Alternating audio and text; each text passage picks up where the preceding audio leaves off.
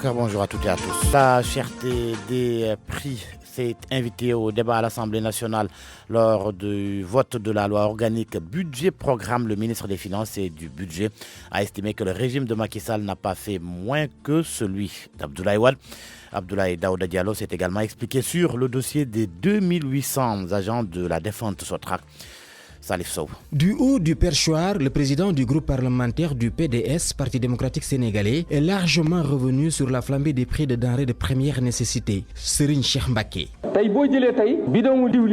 Le bidon d'huile qui coûtait 13 500 francs s'achète maintenant à 20 000 francs. Même constat sur les autres prix des denrées de première nécessité. De 12 500 francs, le sac de riz vaut maintenant 15 000 francs. L'électricité n'est pas en reste. Monsieur le ministre, dites au président de la République que les Sénégalais sont fatigués. Et la réponse du ministre des Finances ne l'a pas trop convaincu. Abdoulaye Daouda Diallo compare les actuels prix à ceux de 2012, année à laquelle l'actuel régime est arrivé au pouvoir.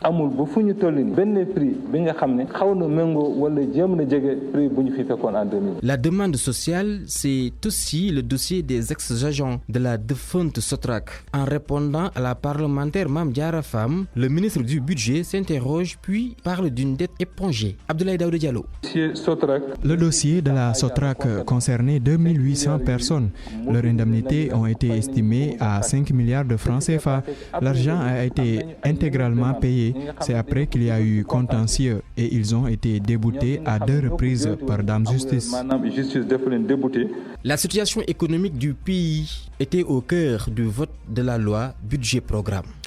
Vers la suppression de la mesure du prix au palier du kilogramme d'arachide par la Sonacos. L'annonce est faite par son directeur qui estime que l'huilerie est obligée de revenir au prix plancher, c'est-à-dire 210 francs CFA. La Sonacos ne peut donc pas continuer à supporter cette charge. Selon Mamoudou Diagne Fada, 6 000 tonnes d'arachide ont été collectées sur un objectif de 45 000 tonnes. Les étudiants de l'université Assane Seck plutôt de Ziguinchor obtiennent gain de cause. Les cours vont démarrer aujourd'hui puisque les emplois du temps sont fin prêts. L'annonce a été faite hier par le recteur qui invite les étudiants à rejoindre les amphithéâtres dès ce mardi. Le coronavirus en Chine, le bilan s'est alourdi. 425 personnes ont trouvé la mort depuis le début de l'apparition de la maladie. Aujourd'hui, 20 000 cas au moins, 20 000 cas de malades confirmés. La Chine, dépassée par la situation, appelle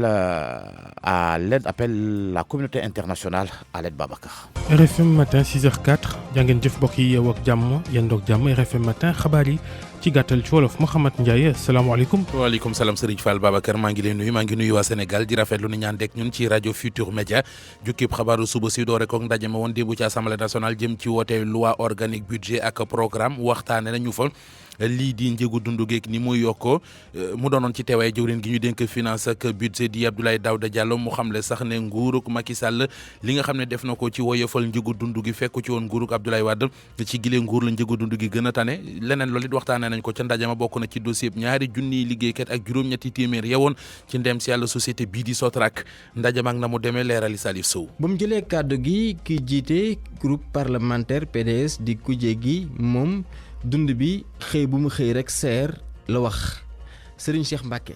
tey boo jëlee tey bidon diwlin bi nga xam ne mi ngi daan jar 13 500 tey mi ngi ci 20 000 francs boo jëlee tey saakub ceeb bi daan jar 12 500 tey mi ngi ci 15 000 francs nii indi nañu tey ci jamono boo xamante ne tey facture courant yu seer kon monsieur le ministre waxal Macky Sall ne ko Sénégal yi dañu sonn fatigué nañ. tontu jëwriñ gu ñu dénk wàllum finance ci réew mi nekkul li nga xamante ni moom moo dal xelam ndaxte Abdoulaye Daouda Diallo bu mu jëlee kàddu gi da doon tëkkale moom njëgu atum 2019 yi ak njëgu atum 2012 yi maanaam la ceeb ak diwlin doon jar ñoom ba ñuy jël nguur gi ci Abdoulaye Wade.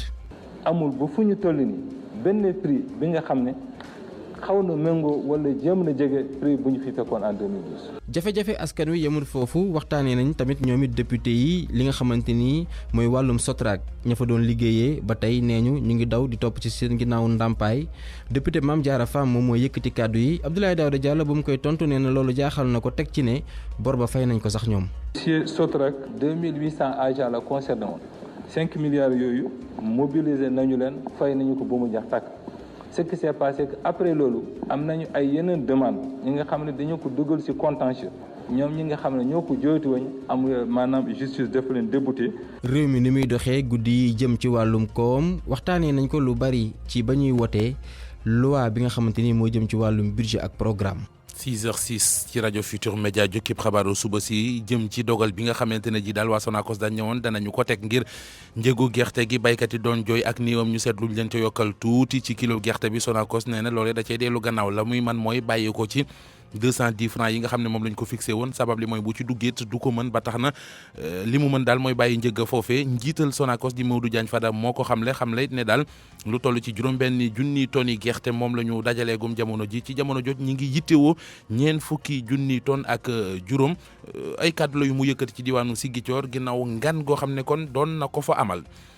étudiants yi ci université Assane Seck bu Ziguinchor seen bëgg-bëgg am nañu ko danañu delluwaat ca njàng ma tey ji ci talaata ji ndax emploi temps yi ñu doon sàkku ñu jox leen ko yëfee yemb na loolee ki ko xam ne mooy recteur bi muy sàkku ci étudiants yi nag ñu dellu ca amphithéâtre tey ji ci talaata ji dem jàngi biti réew la ñu jëm fële ci réewum Chine ak jàngoroy coronavirus dafay def ay lorange ba léegi ma ngay wéy bilan baa ngay gën di yokk lu toll ci 4 téeméeri doomi aadama ak 25 ñoo ko fa amee ñoo ca faatu kon bi yëfee feeñee ak léegi jàpp leen ne fi mu nekk ni ñoo ngi wax 20 junni doomi aadama yu amee jooju la jàngoro réewum Chine dem sax ba yëf yëpp koy loxo tax muy sàkku ci communauté internationale bi ñu dugal ci seen loxo ngir taxaw seen askan woowee nga xam ne jàngoroy coronavirus yi mi ngi leen di bëgg maanaam daal ma nga leen di sonal.